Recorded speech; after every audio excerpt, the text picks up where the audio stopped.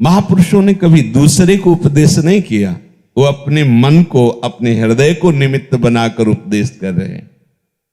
कह रहे हैं कि ऐ मन, तुझे ऐसा उचित भाव लाना होगा कि चाहे कोई कितना भी अनुचित तुम्हारे साथ करे, तुम्हें सहना होगा। सहत सहत बाढ़े भगति, ग्रह तन गुरु हित गार। कौन सह सकता है? जिसने अपने संपूर्ण माने हुए को गुरु के चरणों में समर्पित कर दिया। ग्रह तन गुरु हित गार, हार अपनी करि मानत, चार वेद सुस्मृति जो चार। हमें उनके रहस्य को जानने के लिए पहले गुरुदेव के चरणों में आश्रित होना पड़ेगा। कुल कर्म न जानत, दारी अविद्या करि विचार, चित हित हरिवंश ही, चित हित हरिवंश ही। अगर कोई कहता है कि इन ज्ञान की बातों का इस रस मार्ग में कहीं हो सकता है कोई आपसे कह दे, तो आपके पास परिपक्व उदाहरण कितने दे रसिकों के। वो कह रहे जी तो ही ऐसी चाहिए सब ही की सहिले। कैसे सहूं? 2 कौड़ी का आदमी हो आकर के हमारा अपमान करके चला जाता है, मैं इतना गिरा हुआ हूं। नहीं नहीं, वो 2 कौड़ी का आदमी नहीं, वो तुम्हारा आराध्य देव है। बस समझना है, घट घट में प्रभु रमि रहो, उत्तर का को दे। क्यों? ये लड़ाई झगड़ा, ये राग द्वेष, ये क्यों? सब में उसी का नूर समाया। कौन है अपना कौन पराया, तो सबको कर प्रणाम। चाहे जिस शब्दों में ले लो, सब उमा जे राम चरण रत विगत काम मद को, निज प्रभु में देखे जगत के ही सन करे विरोध। अगर ये विरोध वृत्ति है तो आप हरिवंश शरणागत नहीं, आप निकुंज के उपासक नहीं हैं। हरिवंश नाम लीन जे अजात शत्रु ते सदा। अजात शत्रु, पैदा ही नहीं हुआ जिसका शत्रु। अजात, जात वाले पैदा होता है, अजात पैदा ही नहीं हुआ जिसका शत्रु। पूरी सृष्टि में एक भी कोई द्वेष का पात्र नहीं है जिसके वही माना जाएगा हरिवंश नाम लीन जे। भूरी सखी जी कह रहे कि मानो कोई प्रश्न करे कि कितना सहूं, बहुत सताता है। हम रोज चाहते हैं कि वो शांत हो जाए, हाथ जोड़ते हैं, पैर छूते हैं, लेकिन वो रोज नया रूप लेकर आता है और मुझे कष्ट देता है। कितना सहूं? तो कह रहे तन छुटी वेलो हद है, सहिले मन धरि धीर, क्यों इतनी ममता करे, कोटिन छाड़े शरीर। बुरी सखी जी कह रही बहुत कोई इतना कष्ट दे सकता है क्या कि हमारे शरीर को हमसे अलग कर सकता है, अर्थात मार सकता है। तो तुमने करोड़ों शरीर छोड़ दिए हैं अनेक जन्मों में, अब एक जन्म में प्रियालाल के लिए समर्पित कर दो। नहीं बोलेंगे, नहीं विरोध करेंगे, नहीं किसी को अपना शत्रु मानेंगे। तो आप ऐसा न समझना कि आप ऐसे हो जाएंगे तो सामने वाला स्वतंत्र होकर बर्ताव करेगा। नहीं, जब आप ऐसे हो जाएंगे तो पूरी दृष्टि स्वामी की आपकी तरफ होगी। और सीम की चाप सके को तासु बड़ रखवार रबापति जा। अरे बड़ा लीला बिहारी है। महाभारत में 11 अक्षौणी सेना इस पक्ष की थी, विपक्ष की, और 7 अक्षौणी इधर की। लगभग कुछ बचे थे, नहीं सब स्वाहा हो गए थे।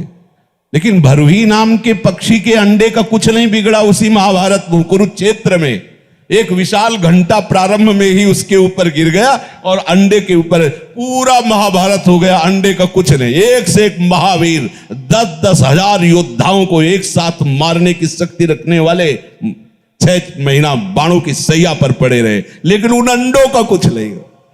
कैसा गजब का आश्चर्य है कि 18 अक्षौणी सेना विनाश हो गई, लेकिन उस पक्षी के अंडों का कुछ नहीं हुआ। क्यों? जाको राखे साइया मार सके लग कोई। एक दिन प्रहलाद जी ऐसे अपने नगर में विचरण कर रहे थे, तो एक कुम्हार की पत्नी कुम्हारिन बार बार माथा ठोक रही थी, क्या करूं, हाय बहुत बड़ी गलती हो गई। प्रहलाद जी ने कहा, क्या गलती हो गई? बोले, बस अब कोई बचा सकता है तो भगवान ही बचा सकते हैं, दूसरा नहीं। क्या? मुझे ध्यान था कि उस मटकी में बिल्ली के बच्चे हैं, पर मेरी बुद्धि काम नहीं की, उसी मटकी को बीच में रखकर आवा लगा दिया। अब आग लग गई है, पूरा आवा जल रहा है। अब मुझे ध्यान आया कि उसमें बिल्ली के बच्चे थे। हाय, बहुत बड़ी गलती हो। अब कैसे वो बचेंगे? अगर ऐसी स्थिति में बचा सकता है कोई, तो भगवान बचा सकते हैं। प्रहलाद जी ने कहा, कब खुलेगा आवा? बोले, सुबह। प्रहलाद जी सुबह पहुंचे, खोलो। राजकुमार थे। देखो, सब मटकी पक चुकी थी और उस मटकी में आंच भी नहीं थी, गरम भी नहीं हुई थी, और जे ही निकाला तो बिल्ली के बच्चे म्याऊ म्याऊ करते हुए फुदक के भागे। प्रहलाद जी को दृढ़ निश्चय हुआ कि अगर भगवान रक्षा करे तो ज्वाला में बैठने पर भी कहीं आंच भी नहीं आती। संपूर्ण लंका भस्म हो गई, लेकिन विभीषण के घर में आंच भी नहीं लगी। भगवान का भरोसा। ये ताकर दूत अनल जे सिरजा, जरा न सोते कारण गिरजा। जो अग्नि में दाहिका शक्ति देते हैं वो स्वामी प्रभु का ये दास है, इसलिए कुछ नहीं। ऐसा न सोचना कि आप सहते चले जाएंगे, वो सामने वाला आपके ऊपर आक्रमण करता चला जाएगा। नहीं, जिस समय उनके स्वामी की दृष्टि पड़ेगी, लीला है, कोई समर्थ नहीं ऐसा, कोई दो शीश वाला ऐसा पैदा नहीं हुआ कि भगवान के दास को झुका सके। नहीं, विश्वास रखना। हाँ, दुखिया को न सताइए, दुखिया देगा रोए, और जब दुखिया के मुखिया सुने तो तेरी गति का हो। बिल्कुल नहीं, आपको सहला है, आपको क्षमा करना है। ये हमारे पास अस्त्र है, क्षमा। कितना तुम करोगे?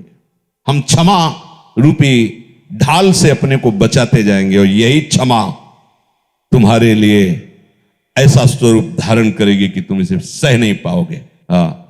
एक नाव में, बहुत बड़ी नावें होती, बड़ी बड़ी दरिया में जो चलती हैं, 100-100, 200-200 लोग ऐसे, तो उसमें बहुत से लोग बैठे थे और विचरण करने वाले गुरु शिष्य दोनों वहां बैठे हुए थे।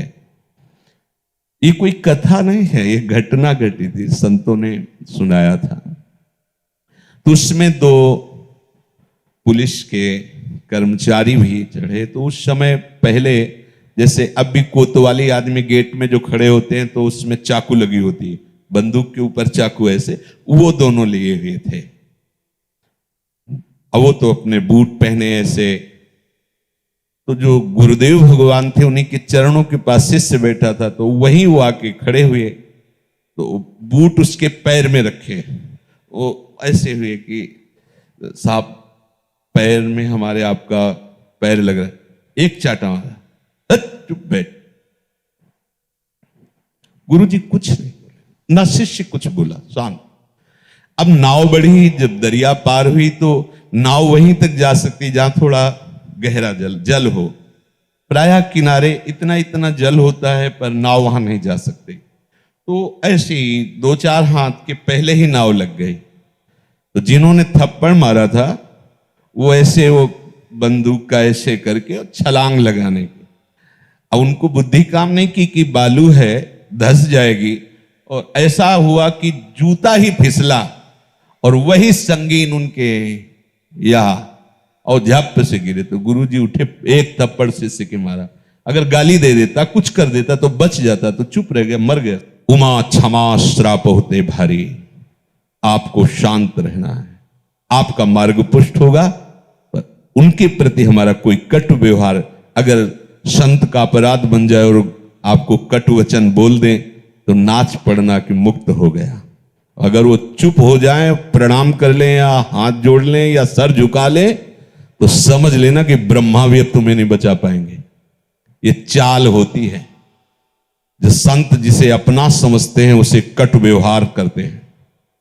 भूल कर भी तुम्हारा मन कभी कुमार्गगामी न हो।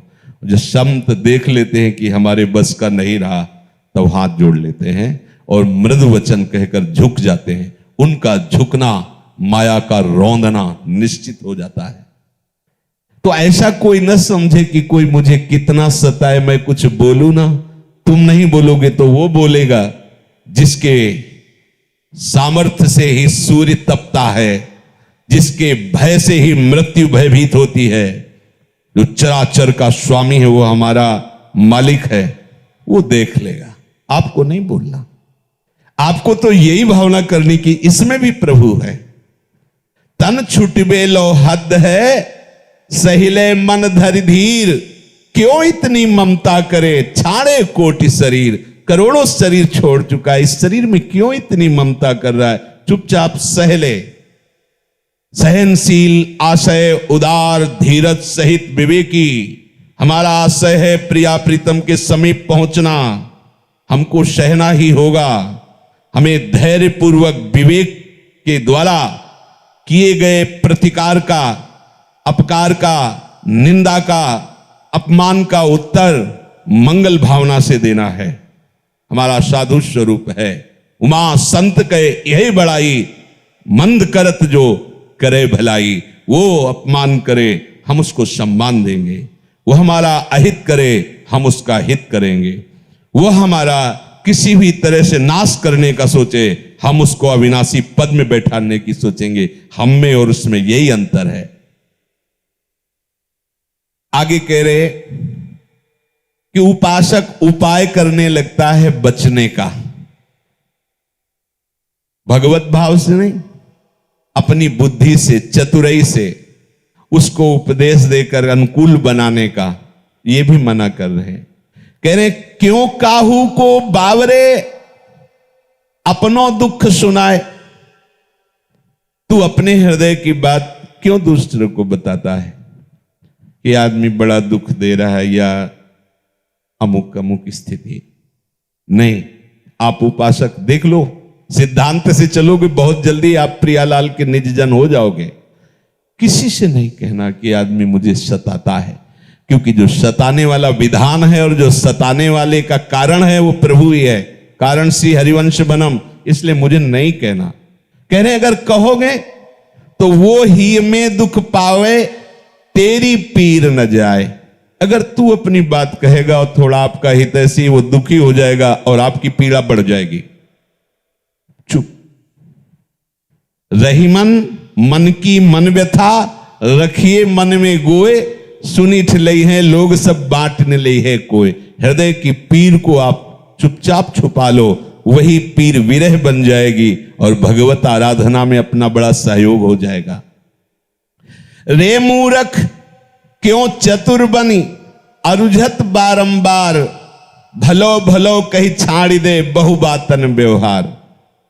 कई जगह तो हम इस बात के लिए अरझ जाते हैं कि लोग कहें कि नहीं बहुत अच्छे हैं। ये भी ठीक नहीं है। अपनी बड़ाई सुनना, अपनी बड़ाई चाहना, ये परमार्थ के लिए हानिकारक विषय है। जितना कंचन कामिनी उतनी कीर्ति। अगर आप बड़ाई के लिए प्रभु चर्चा करते हैं तो हानिकारक है। अगर प्रभु की आज्ञा मानकर बोधयंता परस्परम कथयंति च माम नित्यम तुष्यंति च रमन्ति च, तो आपके प्रेम का वर्धन करने वाली बन जाएगी। कह रहे रे मूर्ख क्यों चतुर बनी, अरुझत बारंबार। तुम हो तो मूर्ख, लेकिन चतुराई करके बार बार ऐसी चेष्टा करते हो कि तुम्हारी बड़ाई हो। हम समझा सकते हैं किसी को? नहीं। बहुबातन व्यवहार, ये बहुत बातें और बहुत व्यवहार इसको छोड़ो। एकमात्र सी प्यारी जू और प्यारे जू की तरफ बढ़ो। हट करी पक्ष न रोपिए, नहीं करिए उपदेश। किसी सभा में जाकर तर्क के द्वारा अपने पक्ष को प्रधान रखना ये प्रेमी उपासक के लिए ठीक नहीं है।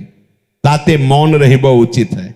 नहीं, प्रेमी उपासक कभी सभा में जाकर के तर्क विवाद करना, अपना पक्ष सिद्ध करना, ये सब नहीं।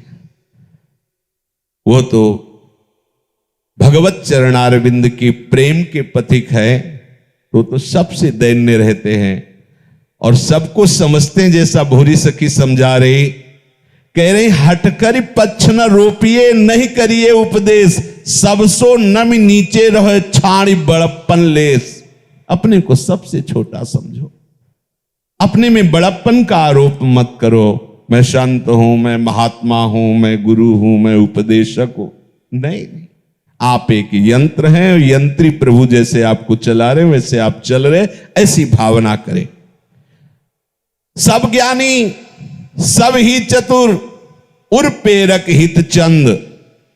सब बढ़िया है, सब ज्ञानी हैं क्योंकि सब भगवत स्वरूप, सब बड़े चतुर हैं।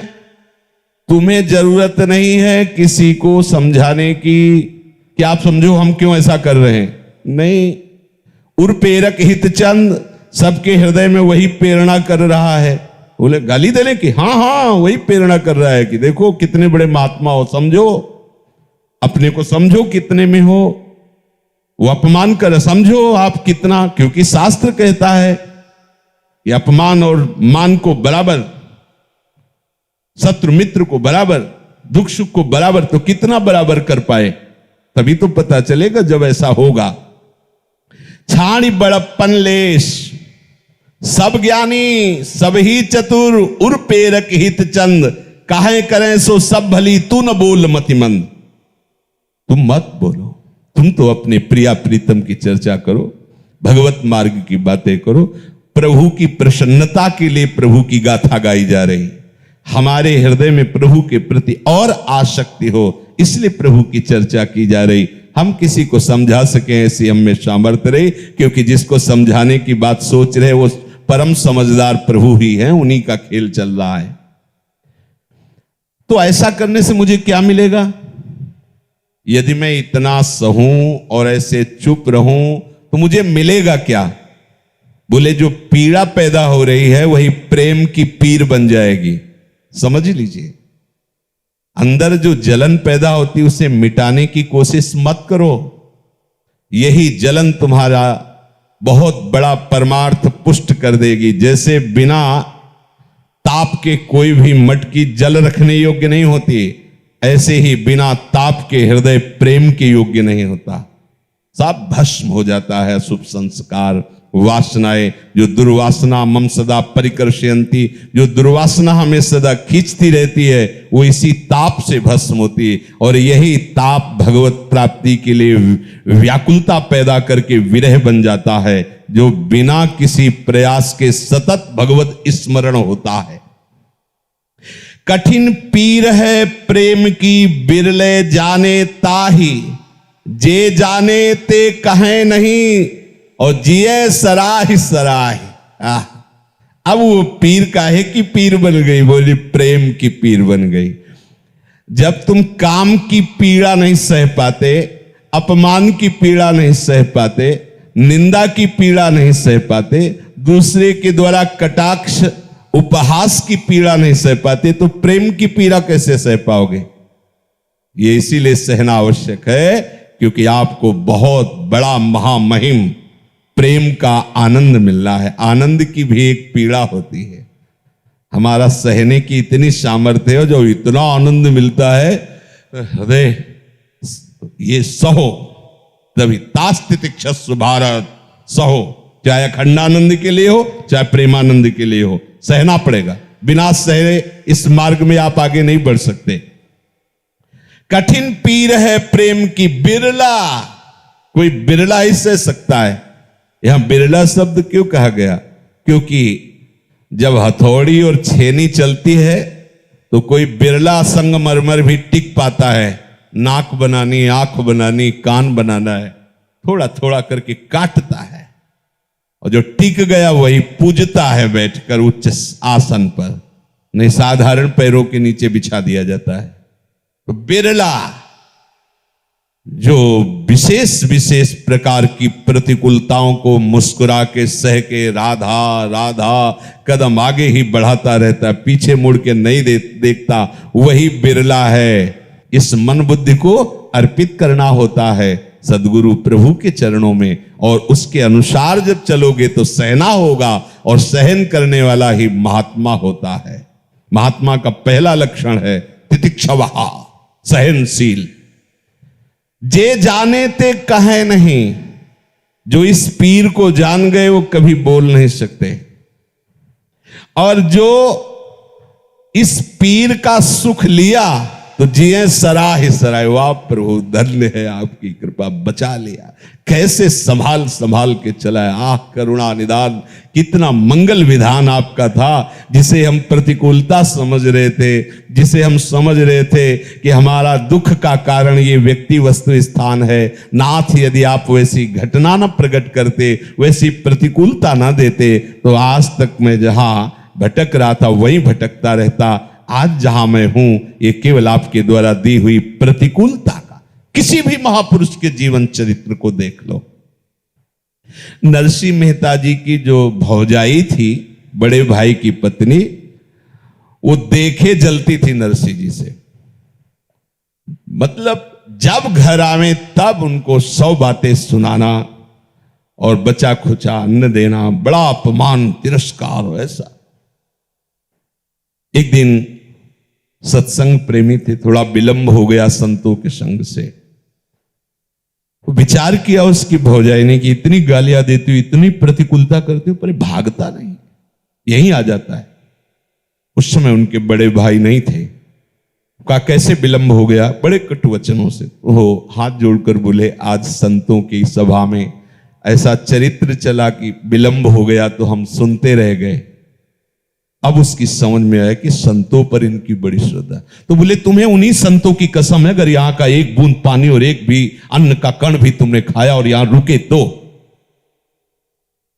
तब विचार किया नरसिंह मेहता जी ने कि अभी तक जो गालियां मिलती रही, अपमान मिलता रहा, वो तो ठीक है, लेकिन संतों की कसम खवा दी गई, अब तो बिल्कुल यहां का जल भोजन नहीं है। अब तो प्राण भले छूट जाए, मैं संतों की कसम खवा दी गई नहीं। निकल पड़े वहां से और भगवान शंकर के मंदिर में जाके पढ़ रहे। प्रतिपल भगवान देख रहे, ऐसा न समझना। भगवान उमापति जी ने देखा, अरे भूखा प्यासा ऐसा है, महारास में सीधे प्रवेश, कैसी करुणा। अगर ये प्रतिकूलता न होती तो वो महारस कैसे। बस ऐसी निष्ठा प्रकट हुई नरसिंह मेहता जी की, अद्भुत चरित्र। जब बुलावे तो भगवान आ जाए, जो काम हो वो भगवान कर जाए। कैसी अद्भुत निष्ठा। प्रतिकूलता, अपमान, निंदा, ये भगवान के द्वारा रचा जाता है हमारे हृदय में आग पैदा करने के लिए। हम उस आग को सह नहीं पाते और उसे क्रोधाग्नि में बदल करके हम उससे बदला लेना चाहते, द्वेष कर बैठते। यह हमारा साधक का स्वरूप नहीं, यह उपासक का स्वरूप नहीं है। अगर हम सराह सराह के सह गए तो क्या मिलेगा इस पीड़ा को सहने से। तो बोल रहे हैं वो प्रिया प्रीतम आपके नेत्रों में आके बैठ जाएंगे, ध्यान नहीं करना पड़ेगा। जब सो छवि ही गड़ी, ही गति कही न जाए, नित सिरात नित ही तपत, टूट टूट जुड़ जाए। प्यारी और प्यारे जो की वो जब से छवि देखने को मिली, तब से हृदय की दशा बदल गई। कभी इतनी शीतलता होती, इतना परमानंद, कभी पुनः हृदय में ऐसी जलन पैदा हो जाती है, ऐसी प्यास पैदा हो जाती है। तो देखा तो प्यास कैसी, ये रूप ही ऐसा है। तन मन के बिछुरे नहीं, पर चाह बढ़े दिन नए। अरबरात मिलबे को निस दिन मिले ही रहे, मनो कबहु मिले ना। टूट टूट जुड़ जाए, बार बार हृदय चूर चूर हो जाता है, फिर वो जुड़ जाता है। ऐसा प्रेम का स्वरूप। तो कह रहे हैं अब तुम्हें ऐसी रहनी में रहना है, ना काहू सो बोलिबो, ना कोई व्यवहार, बस अपनी कुंवर किशोरी को जियत निहार निहार सह जाओ। तुम अविनाशी का कोई विनाश करने में समर्थ नहीं है, और इस विनाशी शरीर को कोई बचा नहीं सकता है। इसलिए शांत होकर सहते हुए निरंतर प्रिया प्रीतम की तरफ आगे बढ़ो। व्यवहार में मत उलझो। श्री राधा वल्लभ लाल की।